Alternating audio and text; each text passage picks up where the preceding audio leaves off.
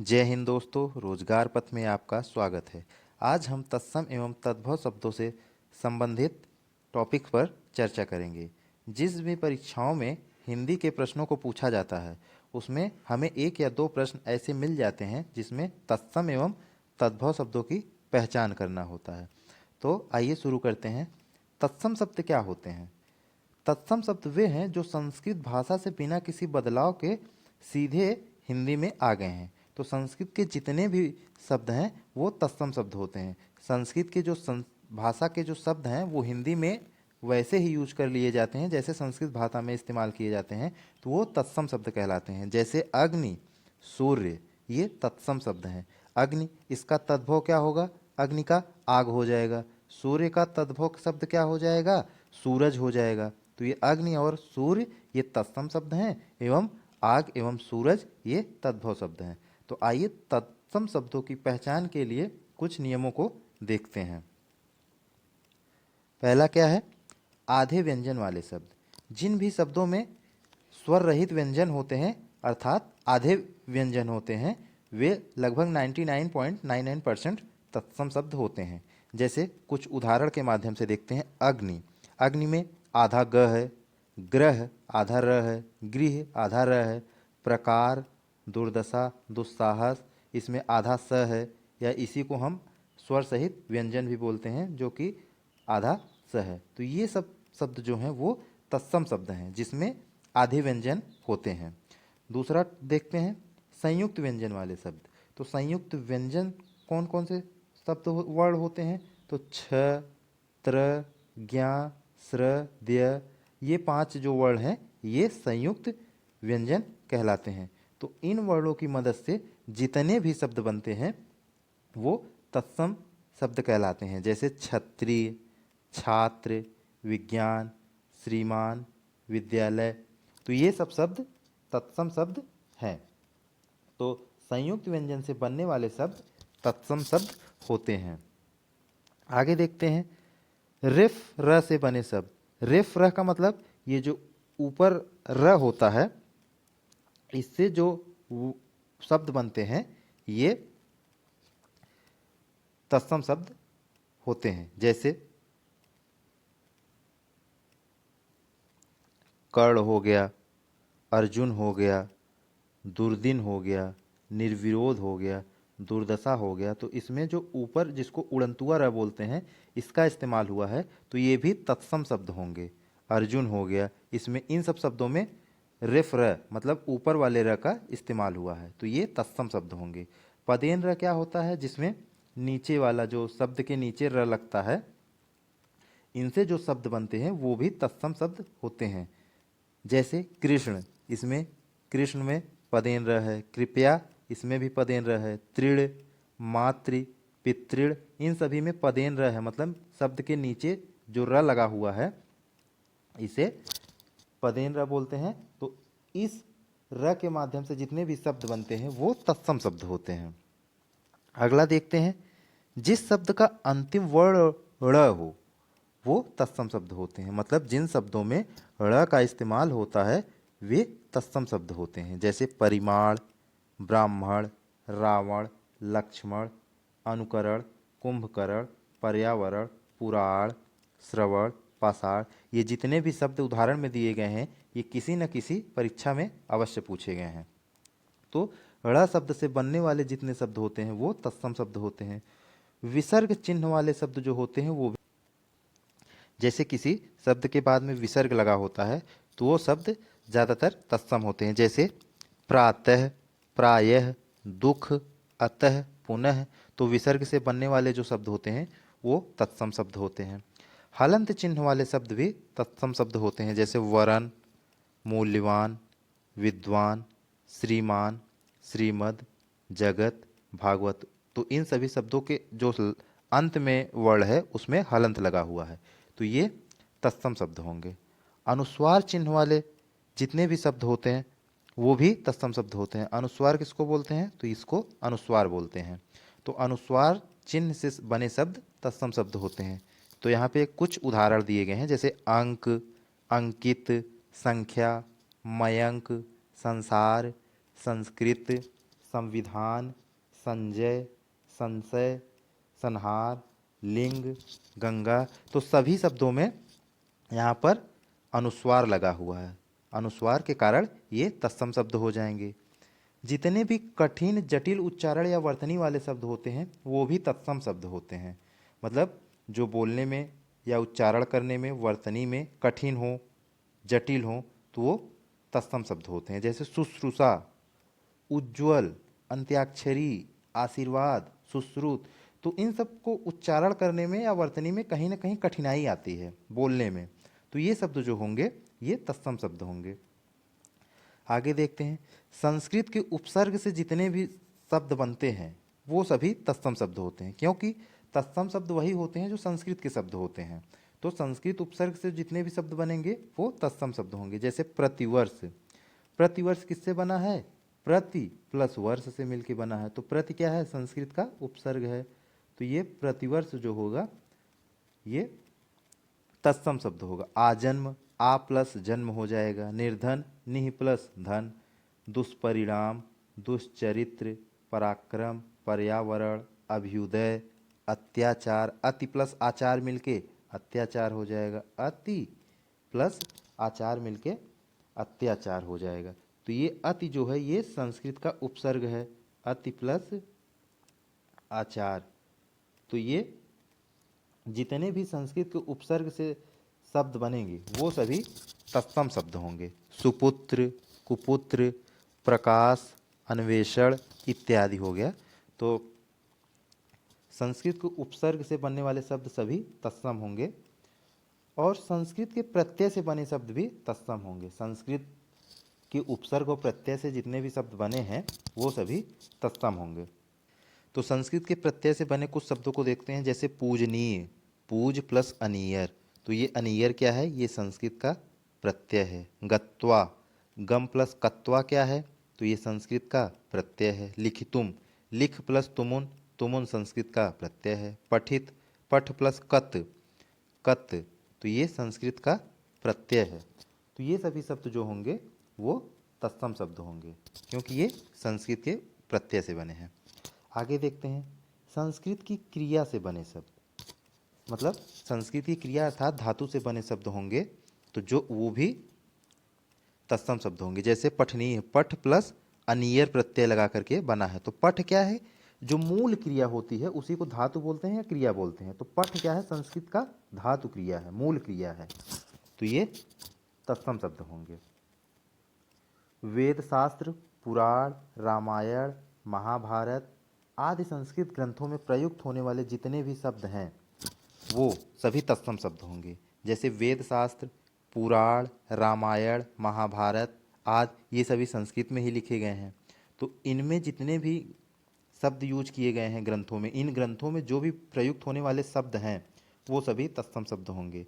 जैसे ऋग्वेद, सामवेद, यजुर्वेद, अथर्ववेद, रामवेद, लक्ष्मण, भरत, शत्रुघ्न, सीता, विश्वामित्र, युधिष्ठिर, द्रोणाचार्य, भीष्म, अर्जुन, कृष्ण, मार्कंड पुराण, विष्णु पुराण, अग्नि पुराण, मत्स्य पुराण। तो ये जितने भी शब्द दिए गए हैं ये किसी न किसी वेद शास्त्र, पुराण, रामायण, महाभारत आदि किसी न किसी ग्रंथों में प्रयुक्त हुए हैं। तो इन ग्रंथों में प्रयुक्त होने वाले जितने भी शब्द होंगे वो सभी तत्सम शब्द होंगे। हिंदू धर्म संस्कृति संस्कार के परिचायक शब्द जो होंगे वो भी तत्सम शब्द होंगे। जैसे पुरुषार्थ, धर्म, अर्थ, काम, मोक्ष। तो ये जितने भी शब्द यहाँ पर दिए गए हैं ये सभी हिंदी धर्म संस्कृति के संस्कार के परिचायक शब्द हैं। पुरुषार्थ, धर्म, अर्थ, काम, मोक्ष। आश्रम व्यवस्था, ब्रह्मचर्य, गृहस्थ, संन्यास, वानप्रस्थ ये हिंदी धर्म संस्कृति के बारे में बताते हैं। वर्ण व्यवस्था हो गया, ब्राह्मण, क्षत्रिय, वैश्य, शूद्र। यहाँ पर जैसे हम देख सकते हैं कि यहाँ पर संयुक्त व्यंजन त्र का भी इस्तेमाल हुआ है, यहाँ आधा व्यंजन यूज हुआ है, यहाँ पर ड़ यूज हुआ है। इसके माध्यम से भी हम पता कर सकते हैं कि ये तत्सम शब्द हैं। 16 संस्कार होते हैं हिंदू धर्म में, तो उसमें भी जितने शब्द हैं वो सभी तत्सम शब्द हैं। और जिन शब्दों का कोई तद्भव रूप भी हो, मतलब जिन शब्दों का तद्भव रूप है वो शब्द तत्सम होते हैं। जैसे अग्नि का तत्सम रूप क्या होता है? आग होता है, सूर्य का सूरज होता है, क्षेत्र का खेत होता है। तो अग्नि क्या है? तत्सम है। सूर्य क्या है? सूरज है, तो इसका तद्भव सूरज हो जाएगा। क्षेत्र तत्सम है, तो इसका तद्भव खेत हो जाएगा। रात्रि का रात है, दिवस दिन, कपोत कबूतर, मयूर मोर, गृह घर। इसी तरह हम देख सकते हैं कि जिन भी शब्दों का तद्भव रूप होगा वो शब्द तत्सम होंगे। मयूर का मोर हो गया, गृह का घर हो गया, घृत का गृह हो गया। तो इस प्रकार से हम देख सकते हैं तत्सम शब्दों की पहचान। तो तत्सम शब्दों की पहचान के हम कितने नियम देखे हैं? लगभग 15 नियम देखे हैं। तो हम फिर से देखते हैं एक बार रिवीजन के तौर पे तत्सम शब्दों की पहचान के लिए। जो भी आधे व्यंजन वाले शब्द होते हैं वो तत्सम शब्द होते हैं। आधे व्यंजन वाले शब्द, ड़ वाले शब्द, विसर्ग वाले शब्द, अनुस्वार वाले शब्द, जो बोलने में, वर्तनी में, उच्चारण में कठिन लगे वो शब्द भी तत्सम शब्द होते हैं। पुराणों, वेदों, रामायण महाभारत में प्रयुक्त होने वाले शब्द, संस्कृत के उपसर्ग और प्रत्यय से बने शब्द, और संस्कार हिंदू धर्म के जो संस्कार में हैं उसमें भी जो शब्द प्रयुक्त हुए हैं तो वो सभी तत्सम शब्द होते हैं। तो ये हमारा तत्सम शब्द पहचान करने का नियम देख लिया है हम लोगों ने। अब हम तद्भव शब्दों के बारे में देखेंगे। तो तद्भव शब्द क्या होता है? तद्भव उन शब्दों को कहते हैं जो संस्कृत से उत्पन्न हुए हैं, जो संस्कृत से उत्पन्न हुए हैं लेकिन समय के साथ पाली, प्राकृति, अपभ्रंश जैसी भाषाओं से गुजरते हुए होकर परिवर्तित होकर हिंदी में आए हैं। तो मतलब तद्भव उन शब्दों को कहते हैं जो संस्कृत से उत्पन्न हुए हैं लेकिन उनका हिंदी में परिवर्तन के साथ इस्तेमाल होता है। तो परिवर्तन के साथ वो शब्द संस्कृत में प्रयुक्त किए जाते हैं। उदाहरण के लिए जैसे अग्नि, ये संस्कृत शब्द है, इसको हिंदी में हम आग प्रयुक्त करते हैं। तो ये अग्नि क्या हो जाएगा? ये तत्सम शब्द हो जाएगा। और आग क्या हो जाएगा? ये तद्भव शब्द हो जाएगा। पुत्र ये संस्कृत का शब्द है लेकिन बेटा परिवर्तित होते होते ये शब्द हिंदी में कैसे आ गया? बेटा, तो ये तद्भव शब्द हो जाएगा। तो तद्भव शब्दों की पहचान के लिए भी हम कुछ नियमों को देखते हैं। तो अब हम देखते हैं तद्भव शब्दों की पहचान के नियम। तो तद्भव शब्दों की पहचान का पहला नियम है, जैसे अर्धचंद्र बिंदु वाले जितने भी शब्द होते हैं। तो अर्धचंद्र बिंदु क्या होता है? इस चिन्ह को अर्धचंद्र बिंदु होते बोलते हैं। तो इस शब्दों में जहाँ भी ये प्रयुक्त होगा वो शब्द सभी तद्भव होंगे। जैसे आँख हो गया, दांत हो जाएगा, यहाँ पर ये अर्धचंद्र बिंदु का इस्तेमाल हुआ तो ये क्या हो जाएगा? तद्भव शब्द हो जाएगा। दांत हो जाएगा, ये दांत में भी अर्धचंद्र बिंदु का इस्तेमाल हुआ। गांव हो जाएगा। तो जहाँ भी अर्धचंद्र बिंदु हमें दिखे तो वो शब्द तद्भव शब्द हो जाएगा। अगर यहीं पर हमारे पास अनुस्वार होता, अनुस्वार मतलब ये ऊपर बिंदी होती तो वो तत्सम शब्द हो गया। जैसे अंकित हो गया, अंकित अगर है तो ये तत्सम शब्द है। लेकिन अगर चंद्र बिंदु है, किसी शब्द में चंद्र बिंदु है, चंद्र बिंदु है तो वो हमारा शब्द तत्सम होगा। जैसे मुंह हो गया, तद्भव होगा। जैसे मुंह हो गया अर्धचंद्र बिंदु वाले। तो ये जितने भी शब्द हैं ये तद्भव शब्द हैं। और उक्षिप्त व्यंजन वाले शब्द, उक्षिप्त व्यंजन किसको बोलते हैं? तो उक्षिप्त व्यंजन ड और ढ को बोलते हैं। ड और ढ को बोलते हैं, ये उक्षिप्त व्यंजन होते हैं। जहाँ भी ये उक्षिप्त व्यंजन प्रयुक्त होते हैं वो सभी तद्भव शब्द होते हैं। जैसे सड़क हो गया, मेढक हो गया, डंडा हो गया, लड़का हो गया, चढ़ हो गया, गढ़ हो गया, पढ़ना हो गया। तो ये हाँ, इन सभी शब्दों में उक्षिप्त व्यंजन का इस्तेमाल हुआ है तो ये शब्द सभी तद्भव शब्द होंगे। द्वित्व व्यंजन वाले शब्द, द्वित्व व्यंजन किस में बोलते हो? जिसमें एक ही शब्द दो बार आया हो परंतु एक बार वो आधा हो और दोबारा पूरा हो, एक बार स्वर रहित हो एक बार स्वर सहित हो, तो वो द्वित्व व्यंजन होते हैं। द्वित्व व्यंजन वाले जितने भी शब्द होते हैं वो सभी तद्भव शब्द होते हैं। जैसे बच्चा, इसमें च एक बार आधा है एक बार पूरा है। दिल्ली, ल एक बार स्वर रहित है एक बार स्वर सहित है। डिब्बा, बच्चन, पप्पू, छप्पन। द्वित्व व्यंजन, स्वर रहित व्यंजन, स्वर। द्वित्व व्यंजन क्या होते हैं? तो द्वित्व व्यंजन हमारे जो होते हैं उसमें एक स्वर रहित व्यंजन होता है और एक स्वर सहित व्यंजन होता है। तो द्वित्व व्यंजन वाले सारे शब्द हमारे जो हैं वो तद्भव शब्द होते हैं। आगे देखते हैं, हिंदी के उपसर्ग से जितने भी शब्द बनेंगे वो सभी तद्भव होंगे। अगर ये संस्कृत के उपसर्ग प्रत्यय से बनने वाले शब्द तत्सम होंगे, लेकिन हिंदी के उपसर्ग से बनने वाले शब्द तद्भव होंगे। जैसे अ क्या है, ये हिंदी का उपसर्ग है। अन क्या है, हिंदी का उपसर्ग है। बिन क्या है, हिंदी का उपसर्ग है। उन हिंदी का उपसर्ग है। नी, अध, क, स, ये सभी हिंदी के उपसर्ग हैं। तो इस उपसर्ग का प्रयोग करके जो भी नए शब्द बनेंगे वो सभी तद्भव शब्द होंगे। जैसे अ से अजान बन गया, अ से अनबन हो गया, अनहोनी हो गया। बिन से बिन खाया हो गया, उन से 29 हो गया, 39 हो गया। नी से निडर बन गया, निकम्मा बन गया। अध से अधपका हो गया, अधजला हो गया। क से कपूत हो, स से सपूत। तो ये सभी हिंदी के उपसर्ग से जो शब्द बने हैं वो सभी तद्भव शब्द होंगे। इसी प्रकार हिंदी के प्रत्यय से बने शब्द भी तद्भव शब्द होंगे। एक प्रकार से हम देख सकते हैं कि जो संस्कृत के शब्द हैं वो तत्सम शब्द हैं और हिंदी के शब्द हैं वो तद्भव शब्द हैं। तो हिंदी के प्रत्यय से बने शब्द जैसे बचपन, बच्चा और पन, तो यहाँ पे पन प्रत्यय है जो कि हिंदी का प्रत्यय है। मिठास, मीठा प्लस इस। बुढ़ापा, बूढ़ा प्लस आपा। पढ़ाई, पढ़ प्लस आई। लिखावट, लिख प्लस आवट। तैराक, तैराक प्लस अक होगा, ये अंक नहीं अक होगा। पियक्कड़, पी प्लस अक्कड़। सुनारिन, सुनार प्लस इन। सामाजिक, समाज प्लस इक प्लस ता होगा, सामाजिक। सामाजिक, ये नहीं ता था नहीं होगा, इक होगा।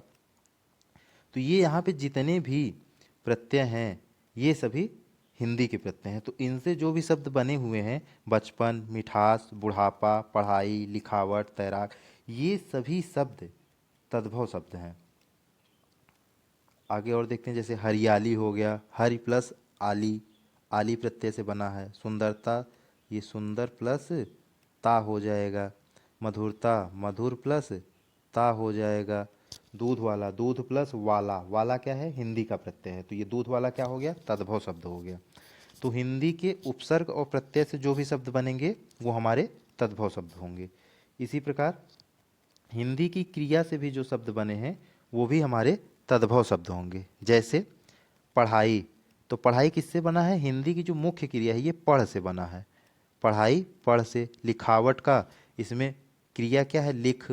तैराक में तैर, पियक्कड़ पी। खिलाड़ी में क्रिया क्या है, खेल। जाकर में क्रिया क्या है, जा। हंसता में क्रिया क्या है, हंस। चलती में चल। तो हिंदी की क्रिया से भी जो शब्द बने हैं वो सभी शब्द तद्भव शब्द होंगे।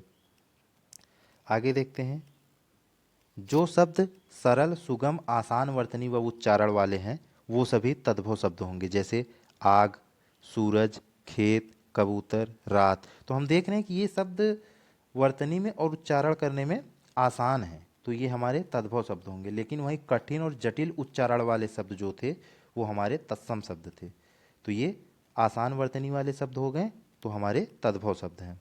जिन शब्दों का कोई ना कोई तत्सम रूप अवश्य हो, अगर कोई शब्द है उसका कोई ना कोई तत्सम रूप है, तो मतलब इसका कोई ना कोई तत्सम रूप है, तभी तो ये संस्कृत से हिंदी में आया है, तो ये तद्भव होगा। जिन शब्दों का तत्सम रूप होता है वो शब्द तद्भव होते हैं। हिंदी के जितने भी कवि हैं, लेखक हैं या उनकी रचनाएं हैं, उनकी रचनाओं में अधिकांश प्रयुक्त होने वाले शब्द जो हैं वो तद्भव शब्द होते हैं।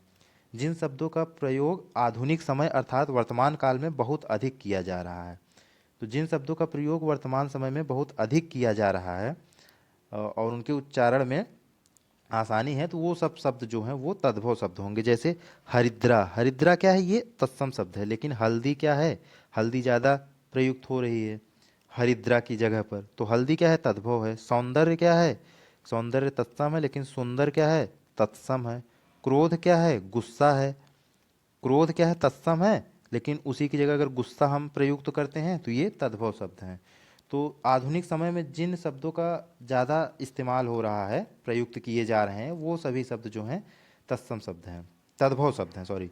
तो इस प्रकार से हमने देखा तत्सम और तद्भव शब्दों की पहचान करना। तो एक बार हम देखते हैं तद्भव शब्दों की पहचान करना। तो ऐसे शब्द जो चंद्र बिंदु से बने हैं, जिसमें चंद्र बिंदु का इस्तेमाल हुआ है, या वो हिंदी के उपसर्ग या प्रत्यय से बने हैं, हिंदी के उपसर्ग या प्रत्यय से बने हैं, या तो हिंदी के क्रिया से बने हैं, जो उसमें जैसे हंसना तो हंस, ये जो है हिंदी की क्रिया है, तो वो सभी शब्द तद्भव होंगे। और जो वर्तनी में आसान हो, उच्चारण में आसान है, वो सभी शब्द तद्भव होंगे। और देखते हैं, अर्धचंद बिंदु वाले शब्द हो गए, उक्षिप्त व्यंजन वाले मतलब ड और ढ वाले शब्द हो गए, इनका भी जहाँ प्रयुक्त होंगे ये, वो सभी शब्द तद्भव होंगे। द्वित्व व्यंजन वाले शब्द तद्भव होंगे। हिंदी के उपसर्ग प्रत्यय और क्रिया से बने शब्द तद्भव होंगे। और आसान वर्तनी वाले शब्द तद्भव होंगे। जिन शब्दों का कोई ना कोई तत्सम रूप अवश्य है तो वो भी तद्भव होंगे। हिंदी के जितने भी लेखक कवि हैं उनकी रचनाओं या ग्रंथों में जो भी शब्द अधिकांश प्रयुक्त होने वाले शब्द होंगे वो सभी तद्भव होंगे। वर्तमान काल में बहुत ज़्यादा प्रयुक्त होने वाले शब्द तद्भव होंगे। तो इस प्रकार से आज हम लोगों ने देखा है तत्सम और तद्भव शब्दों में भेद करना। तो अब हम देखेंगे कि तत्सम और तद्भव से संबंधित जितने भी प्रश्न एग्जाम में आते हैं उसमें आपको एक प्रश्न दिया होगा, 4 ऑप्शन दिए होंगे, उसमें या तो तत्सम शब्दों की पहचान करना होगा तो या तद्भव शब्दों की पहचान करना होगा। तो अगली वीडियो में हम तत्सम और तद्भव शब्दों से संबंधित प्रश्नों का एक संग्रह लेकर के आएंगे, जिससे हम तत्सम और तद्भव शब्दों की पहचान के लिए प्रैक्टिस करेंगे। तो इस प्रकार हम तत्सम और तद्भव शब्दों की पहचान आसानी से कर सकते हैं। तो अगले वीडियो की अपडेट पाने के लिए आप सभी चैनल को सब्सक्राइब कर लें एवं बेल आइकन का बटन दबा दें, एवं वीडियो को ज़्यादा से ज़्यादा शेयर करें जिससे और लोगों के पास भी ये वीडियो जा सके। तो मिलते हैं अगले वीडियो में। जय हिंद।